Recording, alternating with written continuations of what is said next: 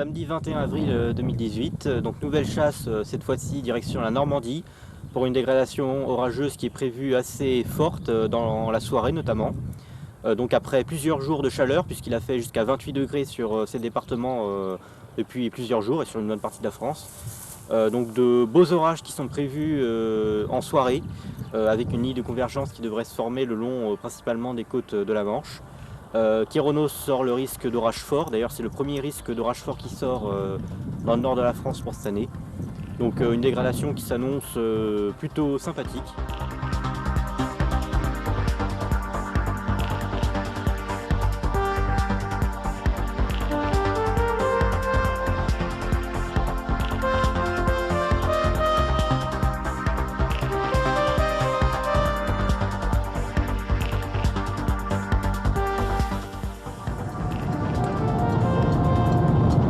Ouais, c'est en train de partir à fond là.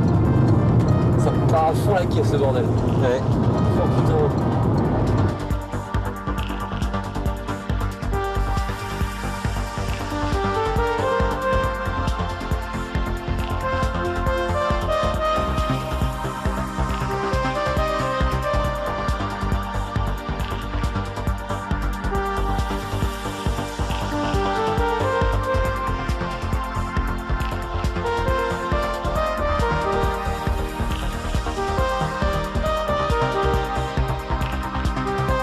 En arrivant du côté du sud de la Manche, déjà une très grosse convection se met en place, vraiment des bourgeonnements qui partent dans tous les sens alors que le ciel est totalement bleu, donc c'est vraiment magnifique.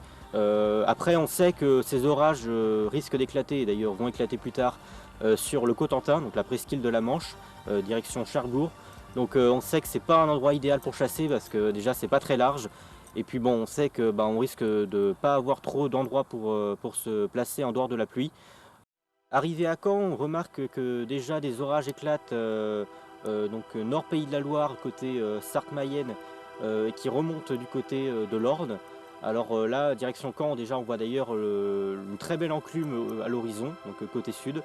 Alors comme on sait que pour ici, pour l'instant du côté de Caen, il ne se passe pas grand chose puisque aucune convection est en place et que c'est prévu plus tard dans la soirée. On décide de redescendre vers le sud, donc du côté d'Alençon, pour essayer déjà d'intercepter cette première cellule. Donc on se dirige du côté d'Alençon. Avant d'arriver sur Alençon, on décide de quitter l'autoroute et de repiquer un peu plus vers l'ouest parce que on remarque qu'on est un peu trop à l'est de la cellule. Donc on décide de partir direction la Ferté-Macé, qui est donc située un peu plus à l'ouest d'Alençon. Alors là, on se poste sur un petit point de vue, donc bon, un point de vue pas énorme, mais plutôt sympathique.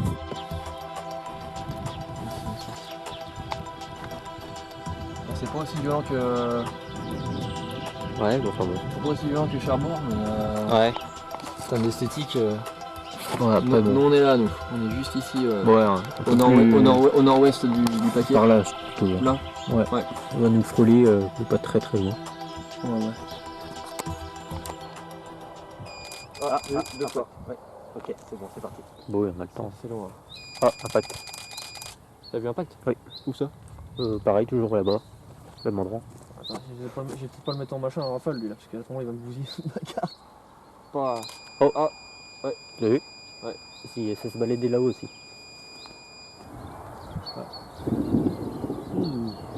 C'est grand, c'est bien sérieux. Pas mal. Donc là, on a les premiers grondements qui se font entendre, les premiers flashs, mais pas beaucoup d'impact de visible. Hein. On en voit à l'horizon, mais c'est très noyé.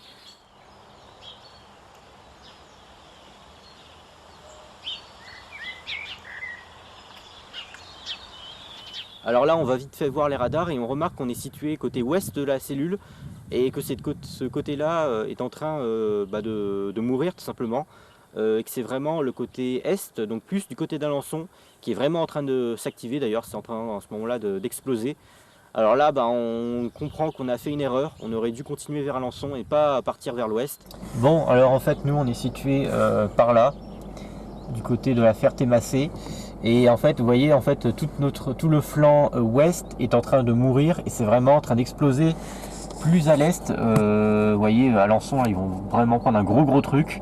Donc ce qu'on va faire, c'est que d'ici, vous voyez, de la Ferté-Macé, On va essayer d'aller à C pour être un peu plus dans l'axe. Voilà, parce que là, bon, bah, on n'a pas grand chose, hein, c'est vraiment la flotte. Et bon, on va essayer de mieux se positionner.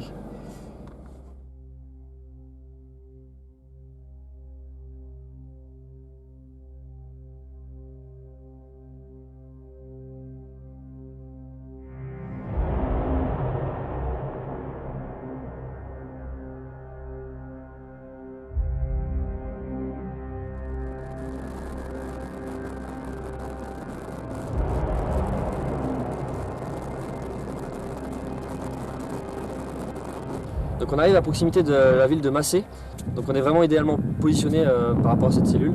Et on se poste d'ailleurs sur en bordure de champ juste à côté de l'autoroute. On va se poster juste par là, on n'est plus les arbres. Très grosse rotation. Très grosse rotation là, tu vois. Ça tourne énormément là. Ça s'abaisse et tout.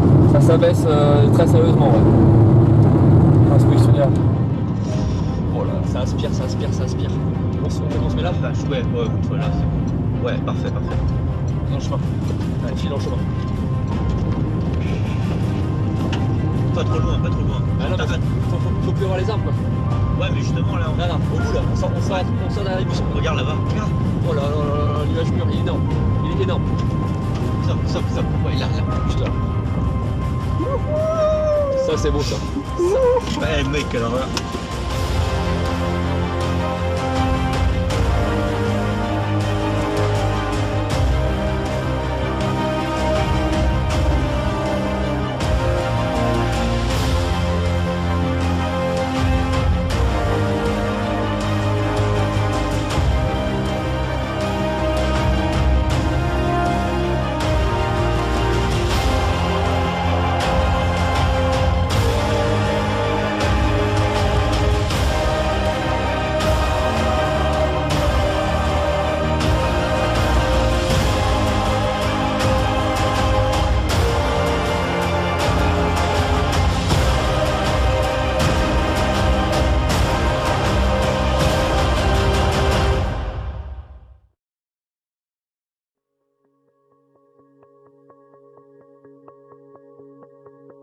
Donc on se décide à ce moment-là de partir encore un poil plus à l'est pour la suivre, en se disant que peut-être elle referait un sursaut et irait reprendre de la chaleur un peu plus à l'est. Et c'est ce qu'elle fait, mais bon, on voit que ça commence un petit peu à devenir un peu moins fort.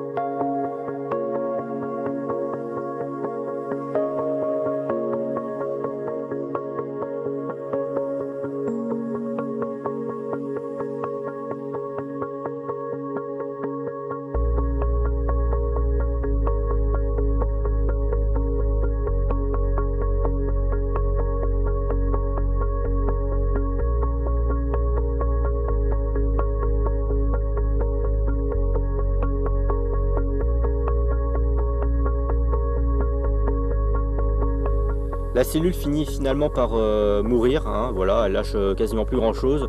En plus elle continue à s'éloigner vers l'est, donc bon, on décide de l'abandonner et on se redirige du côté du Calvados, puisque bah, c'est là qu'on avait gardé en tête pour la soirée. D'ailleurs là vraiment les cellules sont en train de s'activer vraiment fort.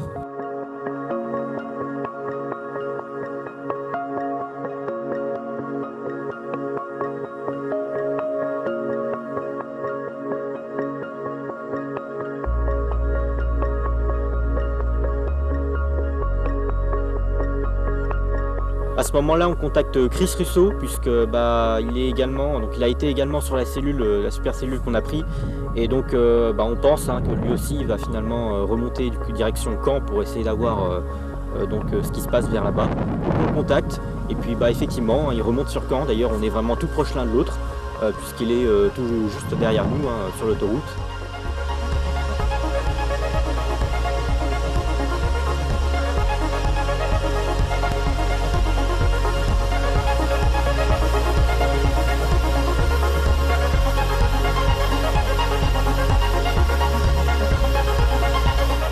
Il est un peu plus de 21h, donc là on arrive vers Caen et on va donc intercepter les cellules qui sont en ce moment entre la Manche et le Calvados.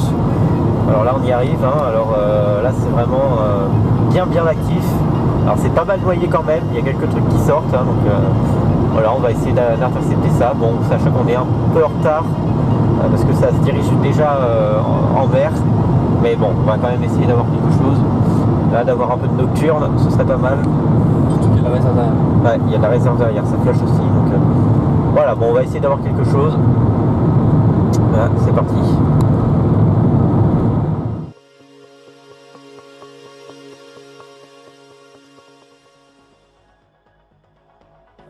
Donc là on arrive du côté de Caen, et alors là déjà les premiers impacts qui commencent à tomber. Vraiment il y a tout qui commence à s'activer, on décide de partir vers Bayeux pour essayer d'être en bordure du système. Donc là on s'arrête entre Caen et Bayeux, environ à mi-chemin. Et alors là c'est vraiment une pile électrique qui s'offre devant nous, là c'est vraiment un truc incroyable, vraiment.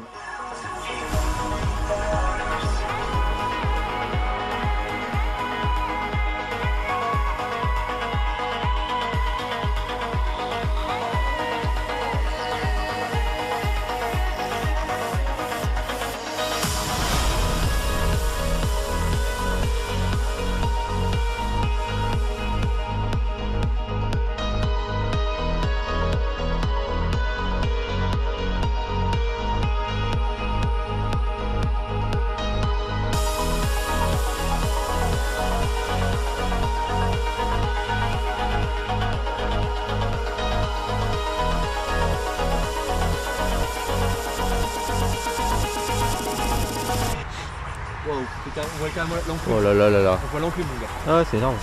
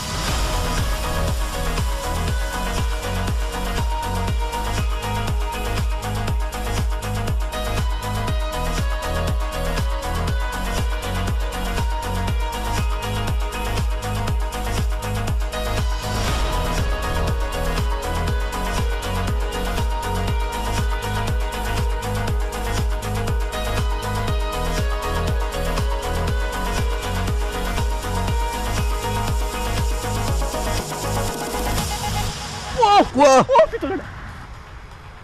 Oh là là là là Ça là. sera à mort là, ici. Ah, là-bas oui, c'est Il y a un énorme. noyau qui s'est formé ou quelque chose. Je sais pas, il y a un truc là-bas. Ouais, ah ouais, clairement. C'est que c'est des précipices qui se sont décalés et du coup on voit mieux ce noyau là.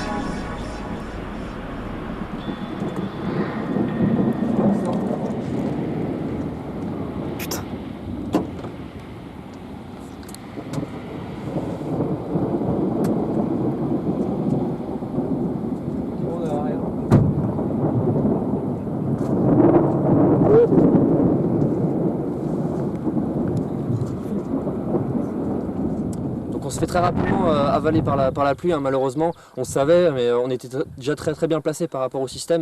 Il faut très vite se repositionner pour profiter du spectacle vraiment jusqu'au bout. Et c'est ce qu'on fait, on reprend direction Caen. Une sortie plus loin, pas plus loin en fait, hein, puisque on était vraiment, on tangentait le système, donc on s'est remis une sortie plus loin.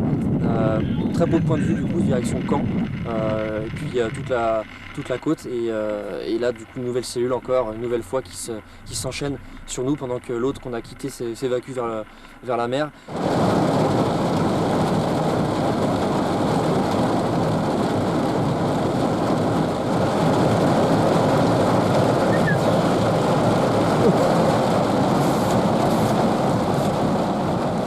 Ah, c'est calme, non? Non.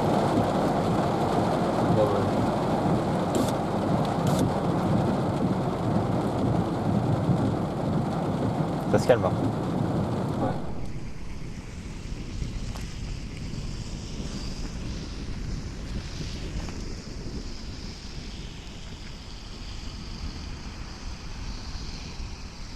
Putain.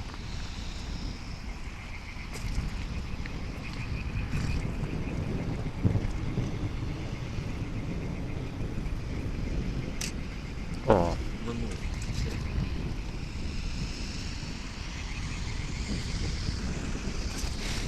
Oh, elle est exceptionnelle celle-là.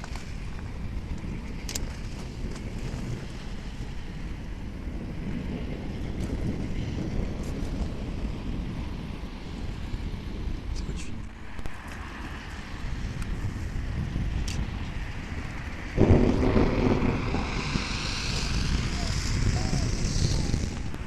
Oh, je suis en train de me récupérer là. Ah bah là oui.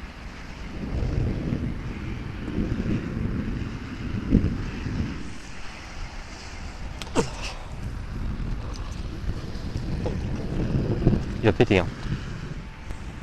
Oh, je suis en train de me récupérer là. Ah bah là oui.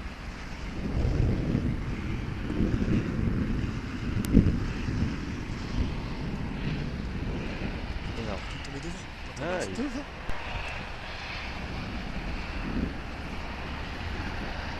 Vraiment explosif. Je m'attendais pas à ça. Hein. Bah, surtout après ce qu'on a eu. Je pensais pas que ça allait suivre derrière. Et là, en termes de photos, c'était vraiment ce qu'on pouvait avoir de mieux cette journée-là. Et là, effectivement, c'est un déchaînement autant sur nous que ce qu'on peut voir encore un peu plus à l'est, puisque direction Le Havre, voilà, on voit encore les flashs qui sont en train de se déchaîner là-bas. Tous les impacts de foudre, on les voit à travers les rideaux. Donc on a une très bonne vision et le spectacle est magnifique.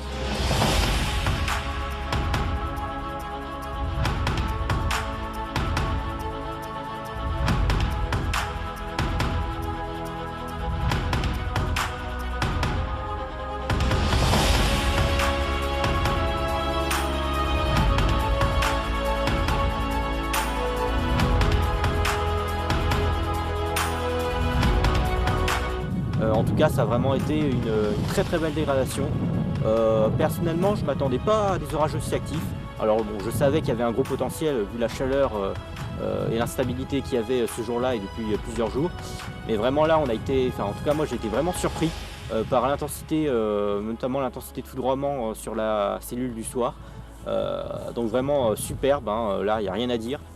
Petit regret cependant, c'est peut-être sur la cellule donc de l'après-midi dans l'Orne, où on était un peu mal placé, hein, on a un peu mal anticipé sa trajectoire, donc bon, c'est sûr que je pense qu'on serait direct allé vers Alençon, un peu plus à l'est, on aurait eu beaucoup plus de choses, mais bon, c'est comme ça, on s'est très vite rattrapé sur la soirée, et puis on est déjà très content de ce qu'on a eu.